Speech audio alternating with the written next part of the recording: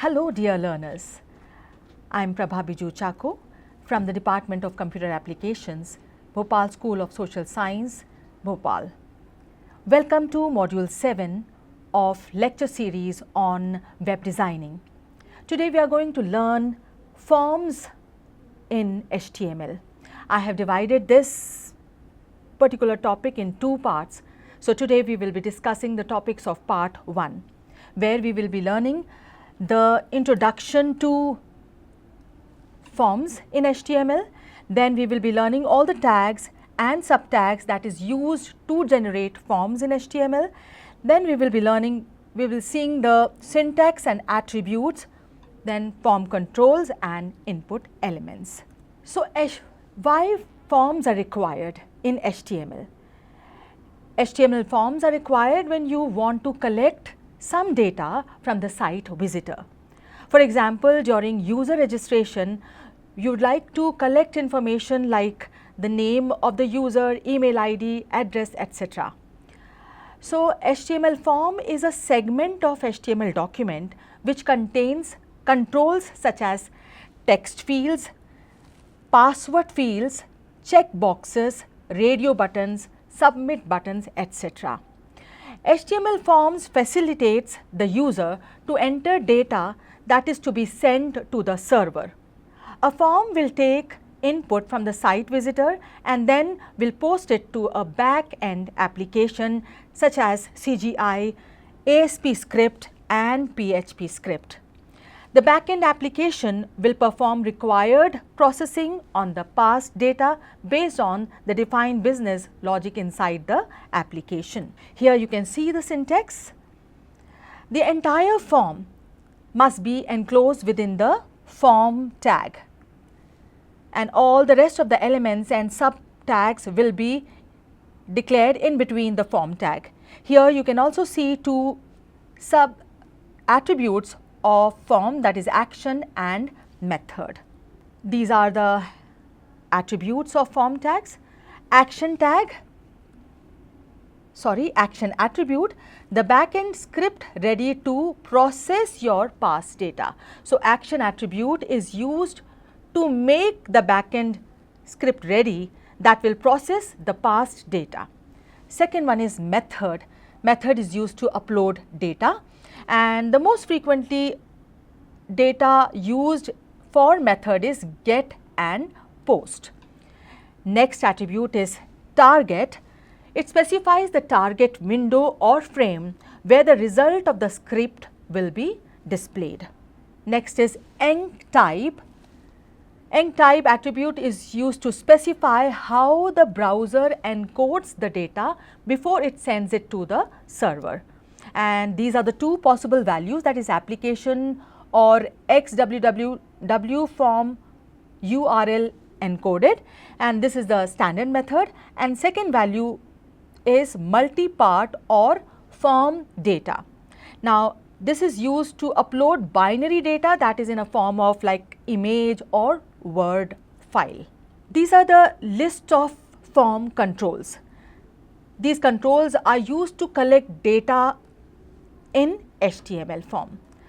As you know, in a form, the data is collected in a variety of format, like it can be a single line data or multiple line data or options that can, or password. So all these are mentioned here in different controls like text input control, password control, checkbox control, radio control, so on and so forth, which we are going to learn in future. Under form, input elements are the most common element which are used in HTML forms. Now input is a tag, that is a subtag, okay, which is used inside the form tag. Here all the controls can be defined in the input tag. You can see the syntax here: input, then type is the commonly used attribute where we can mention all the controls. All the controls can be defined here like text or password or radio. Now these are the attributes of input subtag of forms. First one is type. As I told you that type is the most important attribute where we define all the controls of forms. Next is name. With the help of name attribute, you can name your controls. Value. Here with the help of value attributes, you can provide the initial values inside the control. Next is size. Size specifies the width of text input control in terms of characters. And max length, it specifies the maximum number of characters a user can enter into the text box. Now we are going to learn various controls that is being used in input tag. The first one is text field. The text field is one line input field allowing the user to input text. And the text field input controls are created using the input element with the type attribute having value as text. Here you can see the statement for input tag, input, then type attribute, and here we have defined text field. You just have to enclose within the double quotes text. And next attribute is name, where we have given the name to that text, that is email ID. We are trying to get email ID of the user. So as you can see, I have copied the statements here in Notepad and saved it as a name forms.html, and you can see here the whole example has been pasted here, and these two, label for email ID, that is email ID, we are taking email ID from the user, and for that we have used input type text command. I will minimize this and I will show you the output. Here you can see email ID is a label and this is the space given for entering the data by the user. Now let us move on to the next field, and that is password. Password field are a type of text field in which the text entered is masked using asterisk or dots so that it cannot be seen by the next person. Password fields input controls are created using the input element with a type attribute having the value password. Now we are going to use again type attribute, but the value will change from text to password. Here is the example for this. As you can see, again label is used for the user password, and then input type attribute, and now the value is password, and name is given, that is user PWD. So this is another example of a password field. I will just copy the commands from here till this submit. I will copy this and I will paste it here.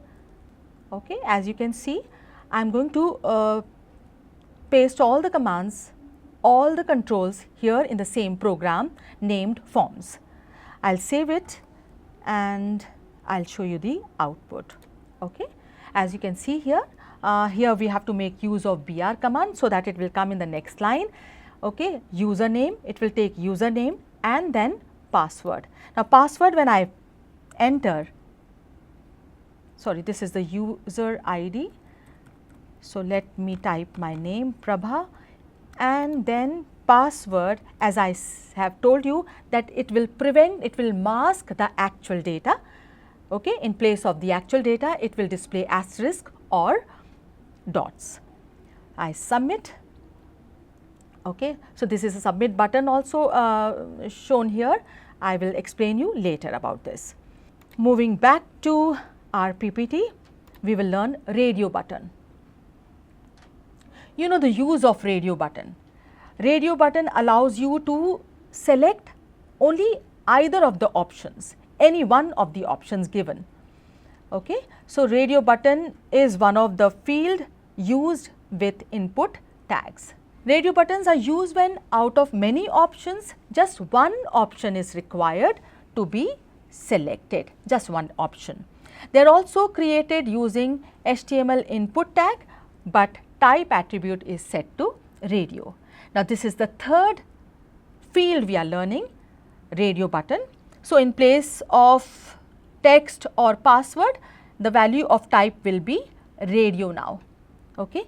So, input type is equal to radio, name can be subject and value is maths. Now, this is just an example. I have taken a list of subjects wherein user has to select any one of the subjects. Now, radio button has following attributes. First one is type, type is known to you, name is again known to you, value is the value that will be used if the radio box is selected.